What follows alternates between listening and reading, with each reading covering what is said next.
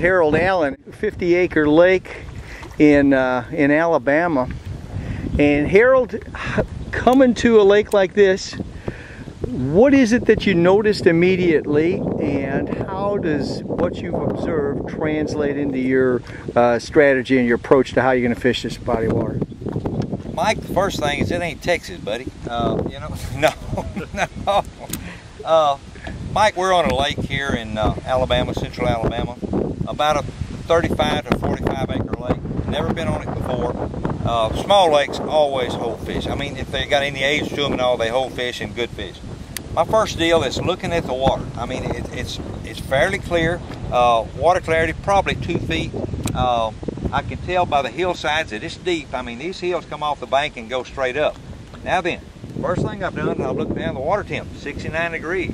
Wow, first week of May. Oh, a couple things going on here, you know. The winter has been terrible. I mean, it's been a terrible winter, so these fish probably spawned not too long ago. What that tells me is that more than likely, they're not far from the spawning beds.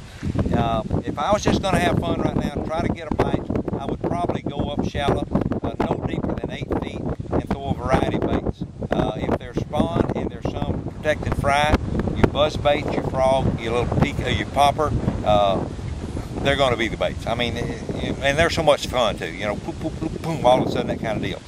If I get some wind like we got right now, we got cloud cover and a good hard wind, more than likely what I'm going to do is get the wind behind me. This will be one of the few times I get the wind behind me, but I'll get the wind behind me with a spinnerbait, a small crankbait, and just cover water. What you try to do there is you try to find an area where you get quite a few bites. Once you get that area, you know, it may tell you what to do in the rest of the pond. For instance, you know, say I come down this bank right here. There's a point, there's a little indention, here's a point, here's a little indention, boom, boom, boom. I catch 3 fish right there. Well, automatically what I'm gonna do is start targeting those little pockets along this shoreline, more so than the points. The reason being, something is telling me that those fish, that's where they spawn, in the back of that pocket, and there's still some there.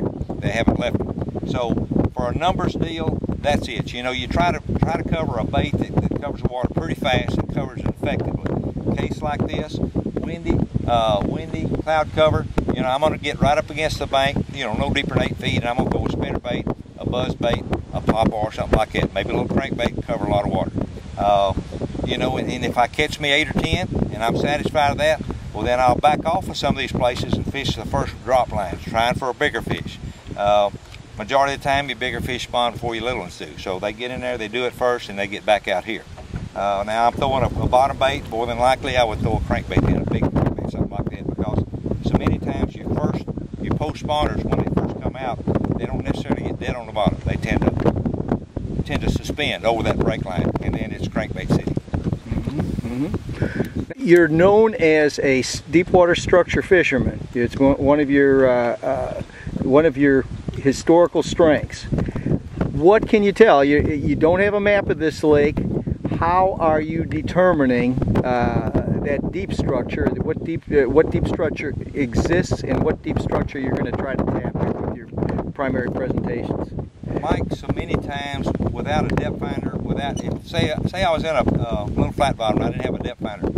So many times you look at your shoreline cover and the way it's doing, the way the contours of it are, and what you can do is visualize in your mind that shoreline with 5 feet of water over it, 10 feet of water over it, and that's what you got right under you. You know, because unless it's like Kansas, where it's just flat as a pancake everywhere, you know, your contour that you're looking at extends out to you out into the pond, and that's your quickest way of reading the bottom. Probably is just look at your shoreline, add 5-10 feet of water to it, and visualize what it's doing right here where you are on the boat. Now we've got a variety of vegetation here, from the emergent vegetation along the shoreline and to the various types of trees. Can you tell anything about your bottom content from that?